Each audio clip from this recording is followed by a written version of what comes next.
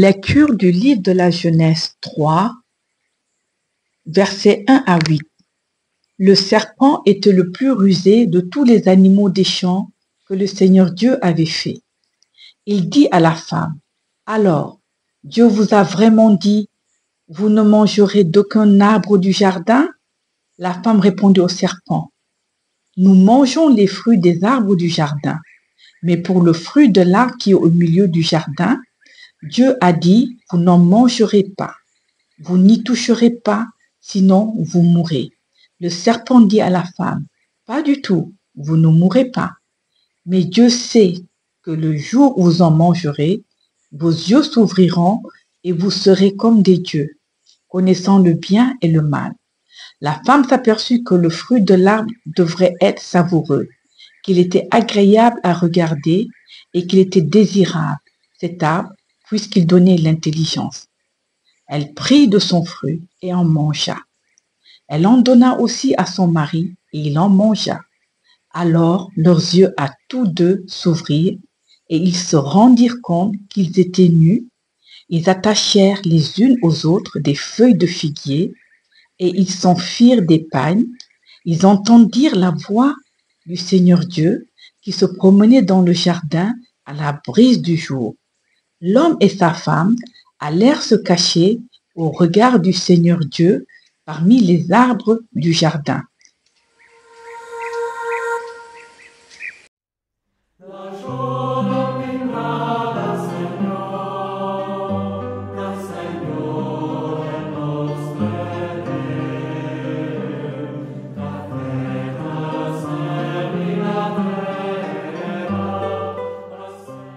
Psaume 31, 32, versets 1, 2, puis 5, C, D, E, F et 6 à 7. Heureux l'homme dont la faute est enlevée. Heureux l'homme dont la faute est enlevée et le péché remis. Heureux l'homme dont le Seigneur ne retient pas l'offense, dont l'esprit est sans fraude. Heureux l'homme dont la faute est enlevée. J'ai dit, je rendrai grâce au Seigneur en confessant mes péchés. Et toi, tu as enlevé l'offense de ma faute. Heureux l'homme dont la faute est enlevée. Ainsi, chacun des siens te priera aux heures décisives. Même les eaux qui débordent ne peuvent t'atteindre. Tu es un refuge pour moi, un abri dans la détresse. Des champs de délivrance, tu m'as entouré. Heureux l'homme dont la faute est enlevée.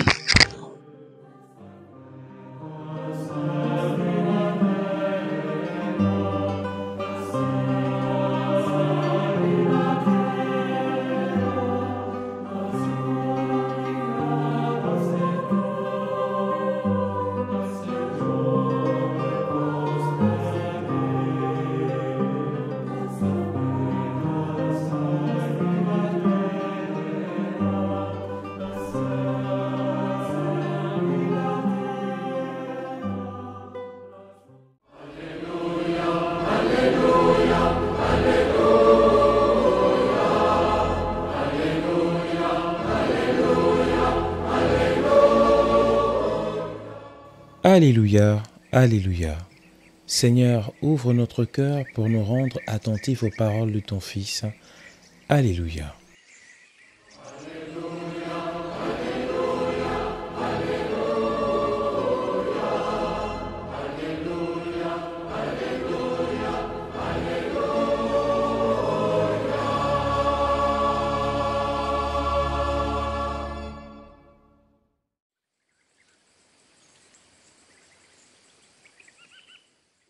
Évangile de Jésus-Christ selon saint Marc.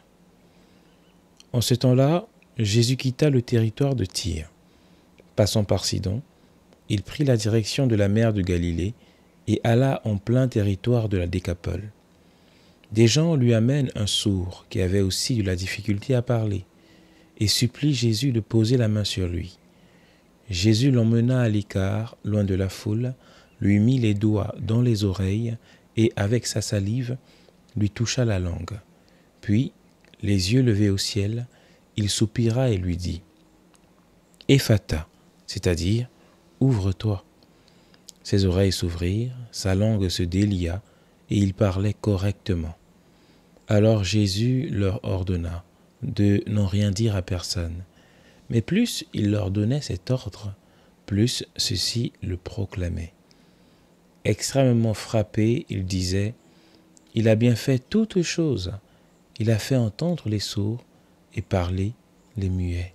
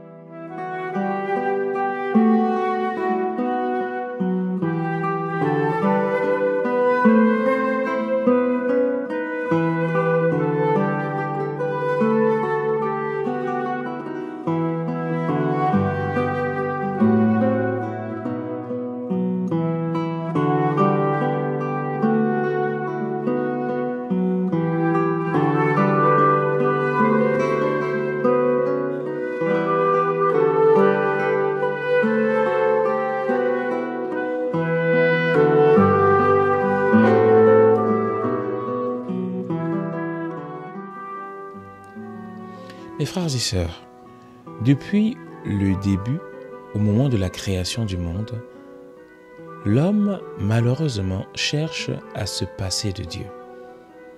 Comme on le voit dans le livre de la Genèse, le serpent trompe Ève en lui faisant croire qu'elle pourrait être comme Dieu, décidée par elle-même du bien et du mal. La tentation est forte. Être libre, ne dépendre de personne, faire ce que l'on veut. C'est une valeur que l'on voit se répandre dans le monde d'aujourd'hui. La liberté pour la liberté. Ma liberté, c'est faire tout ce que je veux. Mon corps, mon droit. Mon corps m'appartient. Mon âme m'appartient. Je ne veux rien savoir de Dieu. Je ne veux rien savoir de mon passé, rien savoir de mon avenir. Je suis même ce que je crois être. Je suis ce en quoi je m'identifie. Ce n'est pas nouveau, mes frères et sœurs, cette façon de penser. Dès les premières heures de la Genèse, nous voyons se déployer ce libertinage dans le cœur de l'homme et de la femme. Au lieu d'ouvrir les yeux sur la sagesse même de Dieu, qui consiste à écouter Dieu en silence, à n'écouter que Dieu et à lui obéir, Adam et Ève, en péchant, découvrent le désarroi de leur nudité, le désarroi de leur fragilité. Et c'est ce qui arrive aussi, mes frères et sœurs, aujourd'hui. Au début, quand je proclame ma liberté, au début, quand je proclame le fait de faire ce que je veux, sans tenir compte de ses conséquences à court, moyen et long terme, je suis heureux. Mais peu de temps après, je découvre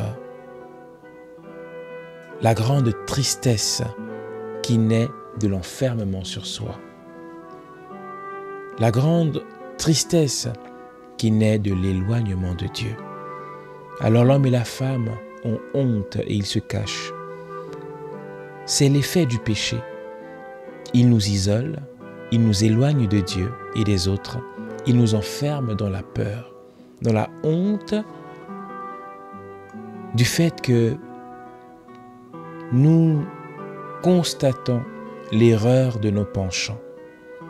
Nous constatons que nous avions tort, que nous n'étions pas des dieux et que nous devions tirer toutes choses en Dieu seul. Frères et sœurs, si nous nous sommes rendus coupables d'un tel péché, rassurons-nous, nous pouvons encore changer. Nous ne sommes pas enfermés par nos fautes. Dieu, lui, ne nous abandonne jamais.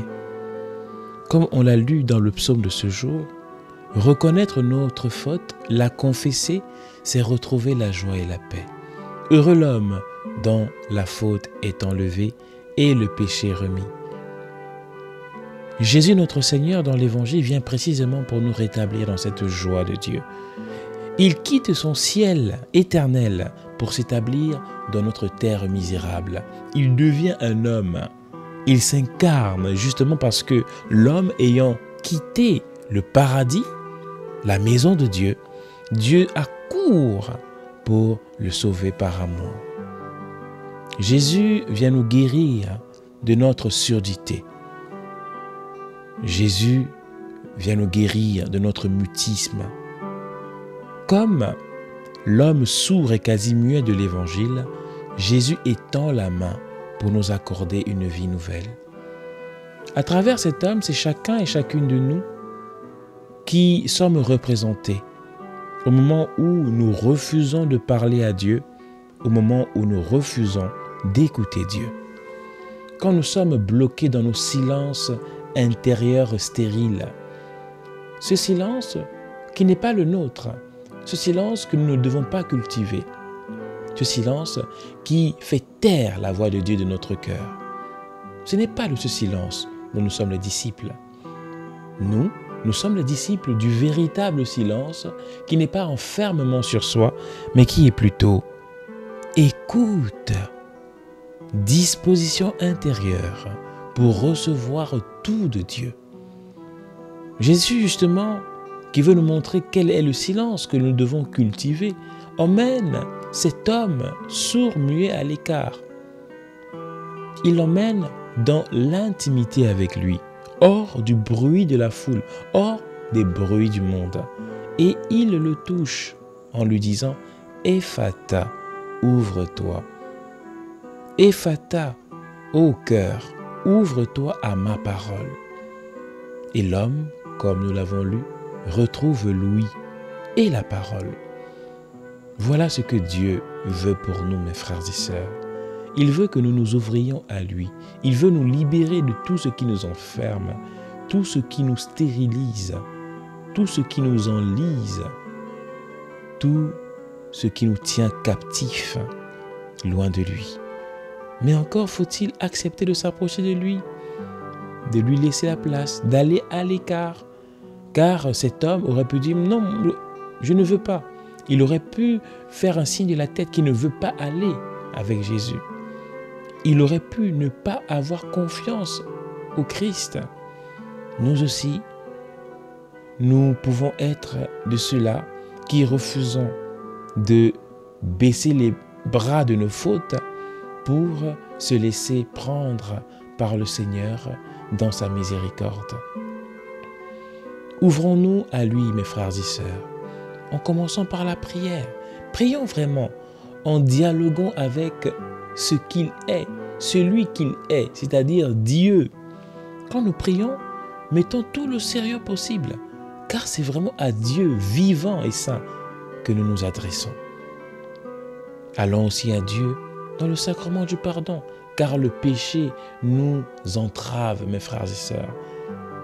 C'est comme ce bélier que le Seigneur suscita à Abraham au moment où il lui dit « N'étends pas la main sur l'enfant, car je sais maintenant qu'Abraham craint Dieu.